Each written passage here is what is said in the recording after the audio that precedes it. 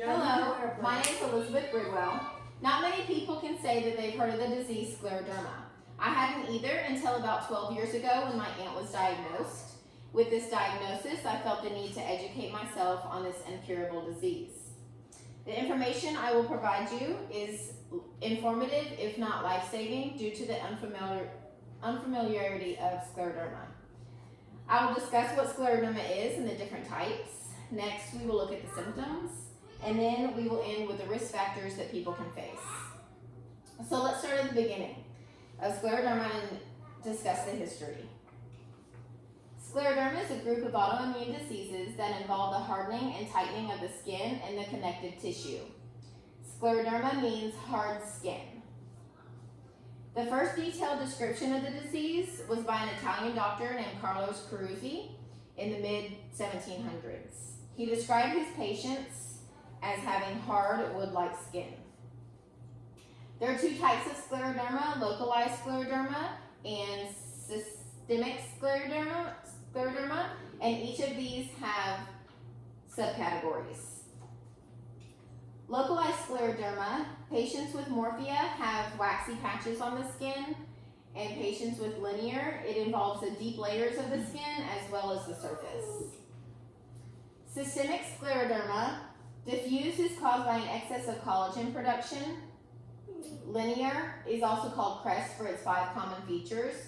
Raynaud phenomenon being the most common of those features, and according to Relay Health, 85 to 90% of patients with scleroderma have Raynaud phenomenon symptoms.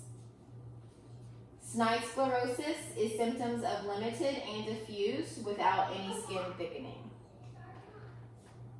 While scleroderma is very rare, over the last 50 years, the condition has been increasing. It's not known if it's the rise of the condition or it becoming more easier to diagnose. The symptoms and diagnosis. There are many symptoms that arise and may be diagnosed as something else before it is diagnosed as scleroderma. Scleroderma usually begins with Raynaud's phenomenon. Raynaud's phenomenon is when the fingertips and toe tips turn white and lose circulation when it's cold. Joint pain and stiffness is also a symptom. Shortness of breath, and according to Brian Hong with Systemic Review, 90% of patients with scleroderma have gastrointestinal issues. 76% of patients experience fatigue. 61 of those say that this is the most distressing symptom. A quote from Dr. John Varga, with a professor of rheumatology. Misdiagnosis is very common with scleroderma patients because its symptoms are quite common. But as the disease progresses, it becomes evident that it is scleroderma, and the best treatments may be successful in those with advanced disease. Scleroderma affects 300,000 people in the United States.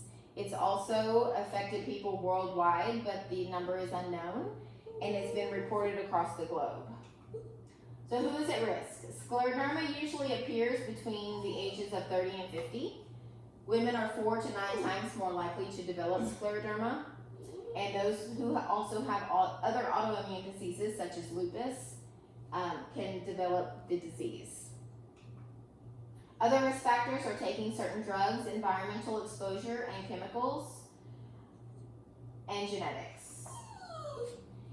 In review, there's no cure for scleroderma, the autoimmune disease that affects the skin and internal organs. There's a wide range of symptoms and can be challenging for diagnosis to be made, and it plays a role in the diagnosis for the treatment of the disease. These days, there's a day for everything. National Pancake Day, National Talk Like a Pirate Day. On February 28th is Rare Disease Day, and I hope that with the information that I provided you, you'll think of scleroderma next year on February 28th, Rare Disease Day.